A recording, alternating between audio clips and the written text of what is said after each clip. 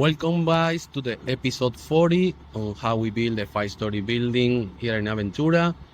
Today we get the mechanical equipment that is going to be in the roof, deliver it to the site, and we have a big crane waiting to pull them out.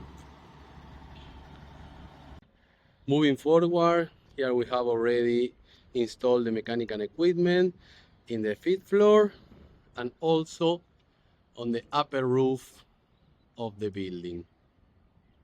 And here we have the metal ducts that is going to come inside the chase. It's going to go from the 2nd floor all the way to the roof where the mechanical equipment are located. So please subscribe to the channel, hit the like button, the notification bell for more update on how we build the 5-story building. Thanks for watching.